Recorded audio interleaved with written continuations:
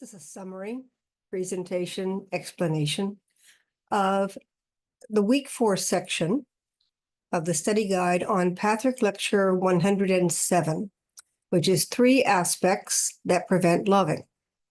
And the first 2 are disconnection, which I associated with self-will, which is part of the 3 personality types explained in Patrick Lecture 43. The second was over-reliance on outer authority, which I associated with the reason type personality of Patrick Lecture 43. So in disconnection, there's an active disconnection, an active will and aggression to disconnect, to protect oneself. In over-reliance on outer authority, there's an unwillingness and or inability, because it wasn't developed because you're unwilling, it's a circle, an unwillingness to trust your inner authority so that all you've got is outer authority, or you mix the two because you're not sure enough about your inner authority. Now, in both cases, there's truth involved. There's always truth in the solutions, in the forcing currents that we use, because they do work on occasion. They are appropriate on occasion. The issue here is they become systems. They become personality traits. They become ingrained, and therefore they become unconscious. And Patrick is about bringing this stuff to consciousness, to become mindful. Now, the third aspect is overwhelm as a defense. And while that can be a little confusing, I thought to explain a bit of it, to give some examples. So I'm going to start off with, and this is what I usually do, I start off with personal examples because it brings it down to the human level. And rather than point at other people or pick up examples, which are difficult because I don't know the entire story, I tend to use myself. So, I am codependent. My first foray into independent spiritual thought versus where I was led by others, society, my family, etc. My first independent foray into spiritual truth was with 12-step groups. And my 12-step group was on codependence. Not sure how I found it or picked it. Was reading some self-help books and got an idea. My version of codependence, and there are many, my version of codependence is that I have a need to connect. I don't know how to do it. I'm socially inept, but I still need to connect. And so there's a dammed up well of feeling that overflows and leaks. And I would describe it as being a little sticky tape, where I connect in places I can, in ways I can, instead of directly and honestly, instead of allowing this flow, the natural desire to connect to happen. I have reasons why I dammed it up, and it still needs to be satisfied. So it leaks and it oozes out in various places and inappropriately and appropriately, but it's an ooze rather than an honest connection. How can I tell the difference between what I'm calling codependence, my version? How can I tell the difference between codependence and over-reliance on outer authority? Isn't the need for connection wanting to rely on outer authority? Because it's not authority that I'm seeking. It's connection that I'm seeking. How do I know that? I can feel it. Now, the trick is, until I was comfortable with my own feelings, which is what codependence tends to hide from, which is why it's related to overwhelm, but we're going to walk back to, because I wasn't honest, I was afraid of my own feelings. I wasn't able to even examine them. So my feelings may have been distorted for a long time, but all I can deal with is the residue. When I become conscious, all I can deal with is the residue. and the residue is not pretty. It's a mess. I can be afraid of that mess. I can accuse myself of being incompetent emotionally, which will lead me to rely on self-will and disconnect, connect, or reason to over-rely on some structure. Or I can take the plunge and try to become more aware of my feelings and find their sources, what caused them, the cause and effect scenario. So that's an example of overwhelm as a defense, or feeling overwhelmed as a defense. Can either be that you see overwhelm as a problem, so you retract from it, you disconnect from it. This lecture is about overwhelm where we create it as a defense. There wasn't overwhelm in the beginning, but I puff it up. I blow it up like a big blow-up toy so that I don't have to deal with the real world. I'm insulated from the real world by my blow-up toy. This would be where I sensed into my feelings, didn't trust them, suspected them of being wrong, and made that something to be afraid of. So here's another example. This is more societal. This is perhaps a bit silly. I like silly examples. The story of Chicken Little. And in the story of Chicken Little, either a raindrop falls on its head or an acorn falls from a tree. There are various versions. But something bings on the head of Chicken Little. Chicken Little looks up and decides that the sky is falling. And therefore runs around to all the other animals screaming, the sky is falling, the sky is falling, and terrifying them. Now, if we take three aspects that prevent loving and we apply it to this, who was Chicken Little when he started? She started. Were they an isolated being that didn't connect well with others and saw this event as a way to connect to others? Was it a way of feeling self-important? Was it a way of taking control or gaining control? I now understand what the problem is. The sky is falling. Well, it's not a reasoned defense because they didn't say the sky is falling. Now, what do we do about it? How do we prevent this tragedy? And it's not a will defense because Chicken Little is running away from this. It's an emotion defense.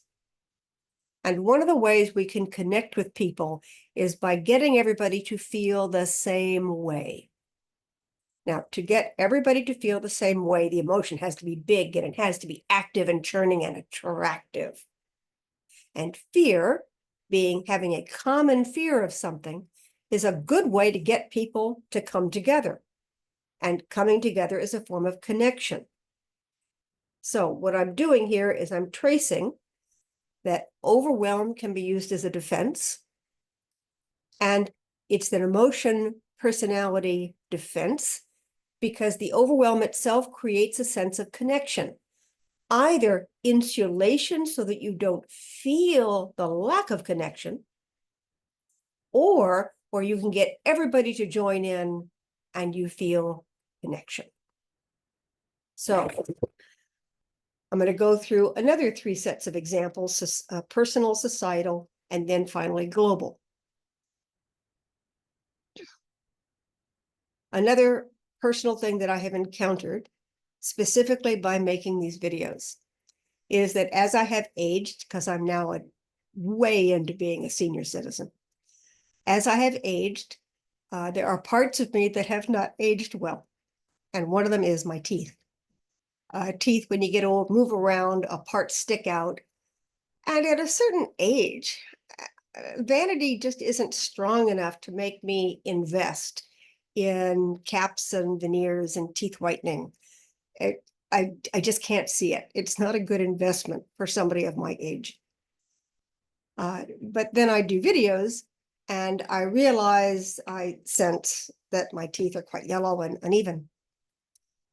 So I've got three things going on here. I've got vanity, like everyone else. I am not an enlightened person. I've also got social pressures where people, a lot of people in America, I don't know how to characterize that. A lot of people in America value cosmetic looks, superficial looks, and they will not necessarily be attracted to and may be repelled by people who do not conform to their sense of, number one, hygiene, but secondly, self-care. Now, that's a very vague thing, but if you sense somebody isn't taking care of themselves, you don't sense that they are sharing your values, and you may not be attracted to them to consider changing a belief system. Therefore, just like celebrities, people who do a lot of public self-help take care of their appearance. So in doing these videos, I have come up against, number one, my vanity, and secondly, social common sensibilities. And then thirdly, I've come up against the issue of whether I stand my ground or I submit. Why do I call it submission rather than cooperation? Because I don't agree. I don't want to invest. In this one small matter of how I appear, many things happen. But here's the reason I'm bringing it up. This didn't start today. I've had not fantastic teeth since I was 30 years old. So for 45 years, I have not smiled. It's slow, it's insidious. And when I say I don't smile, I don't because I don't feel comfortable doing that. I don't feel comfortable showing my teeth. Now, I did not make a conscious decision about this, except that I knew that I had several irregularities and didn't want to display them. What I am suggesting is that decades later, and this is something that happened when I was an adult rather than when I was a child, so I can't speak of the previous 30-odd years. But even when you're an adult, if something happens, decades later, it can affect how you behave. It just grinds at you. It's like the sea on the beach, or the sea hitting rocks, or a river channel eroding rocks in a canyon. Very difficult to hold back the sea, hold back erosion. It happens. The question is, will we take responsibility for what happens? Now, to take responsibility, it's important to see what happens. So by looking at this rather, I'm going to call it embarrassing, personal detail, I had to think about it honestly, which relates back to before I started this work. I couldn't look at such feelings. They were overwhelming. I would feel ugly and unliked, and I could not live with that. So I've come a long ways where I can look at something and say, okay, why are we standing our ground, and what are we standing it for? Because if you don't re-examine something, the actual causes may have disappeared. You're reacting to things that were true in the past, but they're not true today.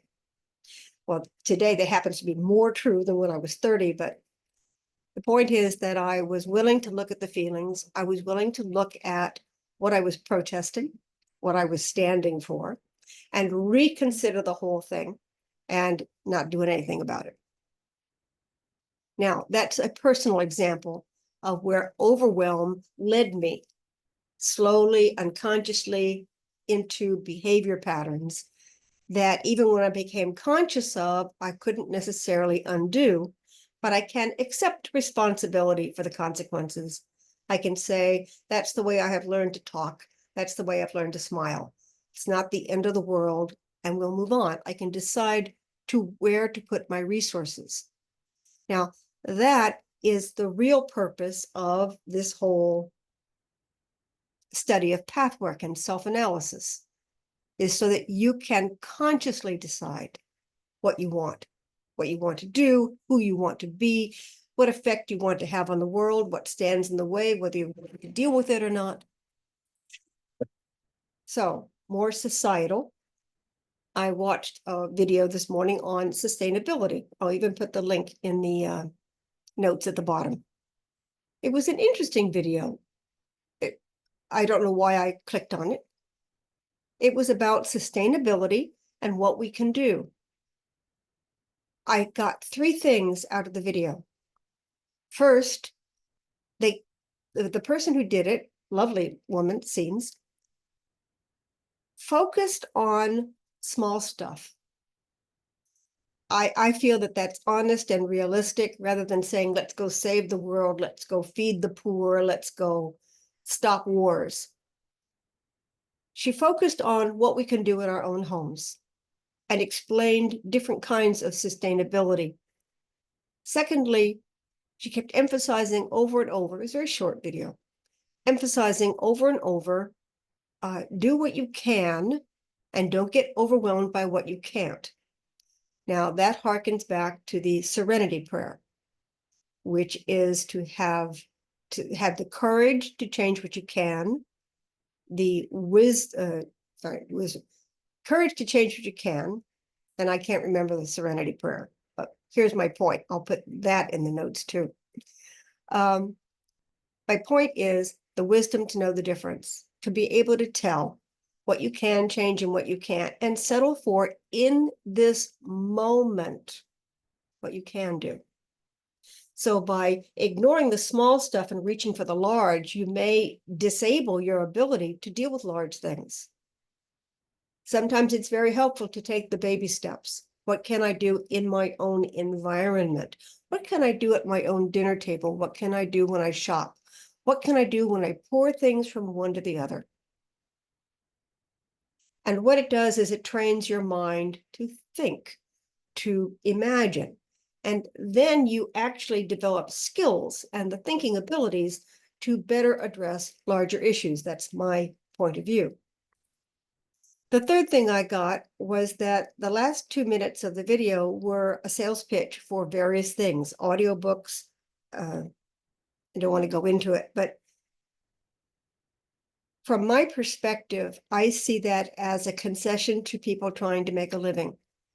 So the video wasn't posted just for altruistic reasons. It was also posted as part of a scheme, and I don't mean that derogatorily, part of a scheme to make money. I don't know how such schemes work, but I can sense them, where there is an advertisement or recommendation for commercial products. I don't disparage the realities of the world and having to earn a living, but I notice them, and I can choose whether to continue listening or not. Now, that's a societal sense of overwhelm as a defense, that to avoid overwhelm as a defense, you may need to focus on what's in front of you. The guide's version is what is in the now. Focus on what is, and then figure out what you want. There are several other lectures that deal with specifics of that. There's one called Patrick Lecture 162 on 3 levels of reality. What you think exists, what does exist, and what can exist. Moving through overwhelm moves through what you think exists, which may or may not be true. Without overwhelm, you can see what does exist. And once you see what does exist, then you can really move forward actively and productively to create what might be possible. Here's another example that I use a lot. I tend to repeat myself, like my mom, hopefully for the best. Whenever I was at a park in particular, parks are very good at this. I show you a map of the hiking trails. The map of the hiking trails is interesting, but when you're looking at a stationary map, it doesn't do you a lot of good without that nice little red X or circle that says you are here. So if I look at a map without that information, I have to figure out where I am. I mean, don't you, whenever you use a map? It's lovely, and if you like looking at atlases or maps and for general reasons, But a lot of us look at maps to figure out how to get to something. And to do that, we have to know where we are. On your phone, when you use Google Maps, you need that little blue dot because it's over here, but where are you and how do you navigate? I found that pathwork helped me figure out where I was, despite my illusions of where I should be, might be, wanted to be, where I was. And I was better able to shift what was going on and to attain goals because I was grounded in reality. The reality of my feelings, which is real. The reality of my thoughts and the reality of the world. I was able to see things more clearly. I emphasize more because no one actually knows no one knows absolute truth. There's some guessing involved, but your guessing can become pretty good. So that's personal and societal. Now I'm going to go global. I'm doing this video in June of 2024, and there's a lot going on globally. In my own environment, there are changes in government that are possible. Globally, there are wars, several of them. There are famines, several of them. There are genocides, several of them. Just saying that feels overwhelming to me. I'm not a person who has a position of power. If I had a position of power, then I might not feel quite so overwhelmed. I don't have a lot of influence. I have a dozen students, 2-3 dozen students who attend meetings. I have 400 or 500 people on a mailing list. I have whatever 1,000 on YouTube. This is not power. This is the potential to support others. So I have to, once again, be realistic about what I can do. In my own life, I'm just a person without significant means. And it is still possible to influence the environment around me. But wars, famines, elections, I can't influence that.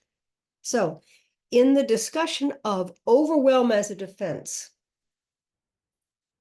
rather than feel helpless, which is what will types hate, and rather than feel chaos, which is what reason types hate, and rather than feel disconnected, which is what emotion types hate, all three types may reach for some kind of overwhelm.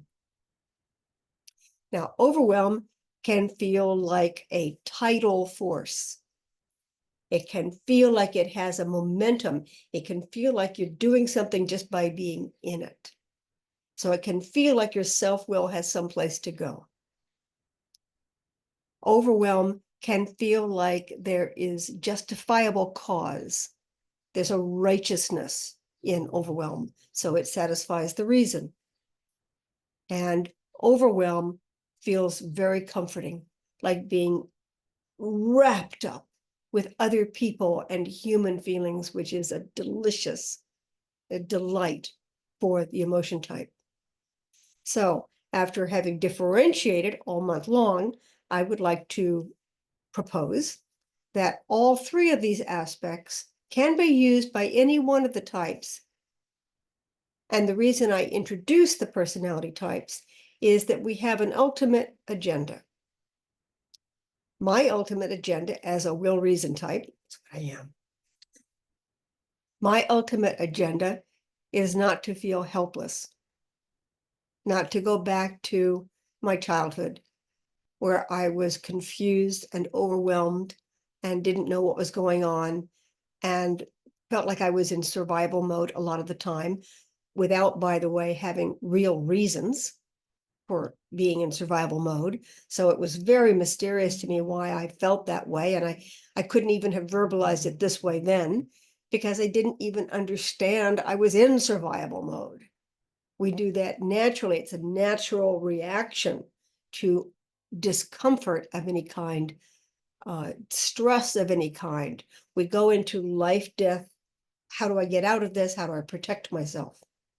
So all these aspects that prevent loving are ways that the personality types have learned to protect themselves. And once we do that, like my smiling with my lips closed, we may not realize how we got that way. And it becomes a part of our personality. We become the kind of person who smiles with lips closed. We become the kind of person that doesn't open their mouth and gesticulate widely with their lips. We call that, well, that's not my style. Well, the style developed for reasons that we may not remember, or reasons we may not prefer to revisit, that feel embarrassing or humiliating or make us feel helpless. So that's my presentation on week 4, Overwhelm as a defense. Whenever I choose a lecture to teach, I feel strongly that I need to connect with it personally. I don't want to teach somebody else something that's good for them. I want to be involved. I want to be a member of the group, just perhaps a few weeks ahead of the people involved. So when I found this lecture, I did start to work on how I could resonate with each one of the 3. To be honest, I've learned a lot during this month. It's why I do the work. I do all the work I do, all the meetings and the lecture studies and the videos. I do all this because I get something out of it, because it's a co-creation. The contributions from the people who participate in the weekly meetings allow me to see more deeply into the lecture, into myself, which allow me to support others in understanding themselves a little bit better. And I love the interaction. I adore the interaction. So I have learned a great deal from this, attempting to share it, encourage you to find your own truths, and find a place to discuss and share those truths with others in whatever venue works for you. So thanks for listening. My hope is that you'll read the lecture. It's a very interesting lecture, Pathwork Lecture 107, 3 Aspects That Prevent Loving, available on the primary International Pathwork